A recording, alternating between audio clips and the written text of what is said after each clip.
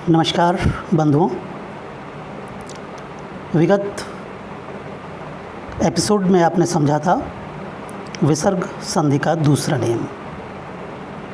आपका रुझान मिल रहा है और समय समय पर आपके प्रश्न भी आ रहे हैं, जिज्ञासाएं भी आ रही हैं और मैं यथोचित उनका समाधान भी कर रहा हूं। आज हम सीखेंगे विसर्ग संधि का तीसरा नियम। ध्यानपूर्वक आप देखने की कृपा करें। विसर्ग से पहले यदि कोई स्वर हो और बाद में च, छ या श हो तो विसर्ग को श में बदल देते हैं।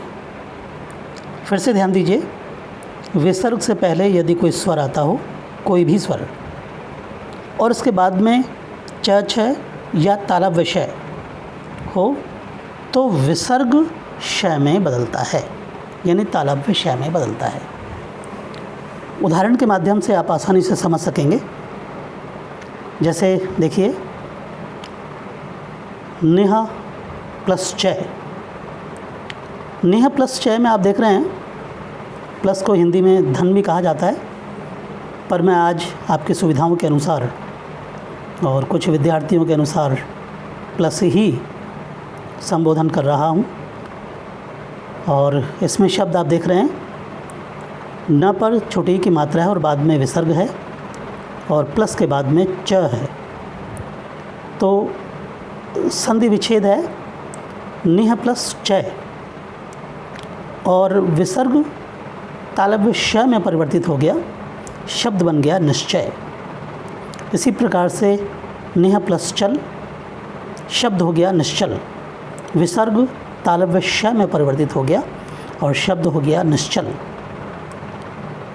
निह प्लस चिंत शब्द बन गया निश्चिंत, विसर्ग श में परिवर्तित हुआ और शब्द बन गया निश्चिंत।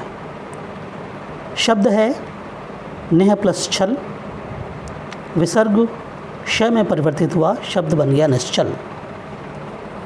इसी प्रकार आगे आप शब्द देख रहे होंगे, दुह प्लस चरित्र, विसर्ग श में परिवर्तित हो गया और दुश्चरित्र, यानी विसर्ग के बाद च है तो तालव्य श में परिवर्तित होगा।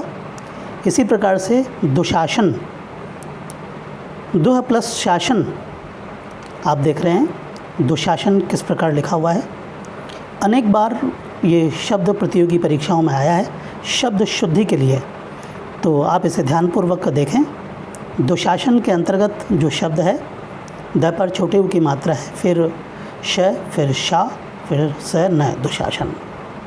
इसी प्रकार से आप देखें, दुह प्लस चक्र शब्द बन गया दुश्चक्र, विसर्ग श में परिवर्तित हो गया और ये शब्द हो गया दुश्चक्र। इसी प्रकार जो आगे ये शब्द लिखा है, हरिय प्लस चंद्र, शब्द बन गया हरिश्चंद्र। हरिश्चंद्र लिखते समय कुछ विद्यार्थियों में भ्रांतियाँ होती है, भूल हो जाती है। आप देख रहे हैं विसर्ग श में परिवर्तित हुआ है तालव्य श में, ह र पर छोटी मात्रा है, विसर्ग श में परिवर्तित हुआ है, आधा श है और चंद्र ज्यों का त्यों है।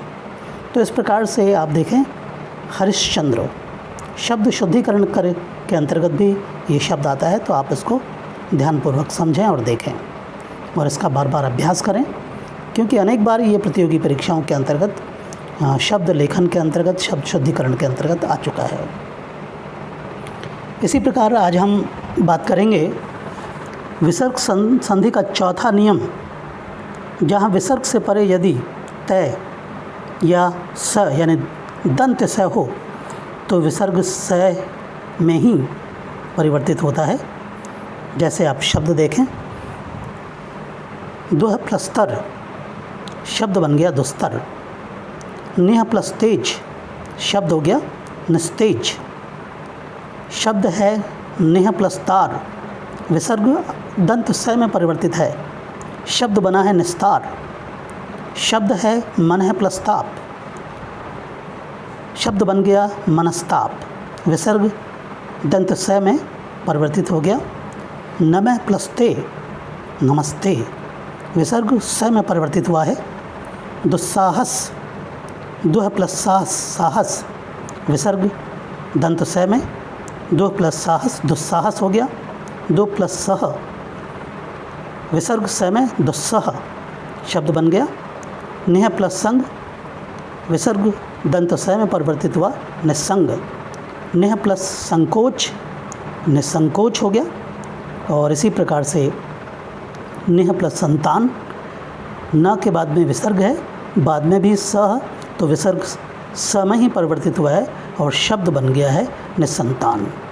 तो इस प्रकार से आपने आज बहुत ही सरल तरीके से आपने विसर्ग संधि का तीसरा नियम और चौथा नियम आपने देखा है, जिसमें पहले में तालव्य विषय है और फिर उसके बाद में जो आपने देखा दंत स जो परिवर्तित हुआ है।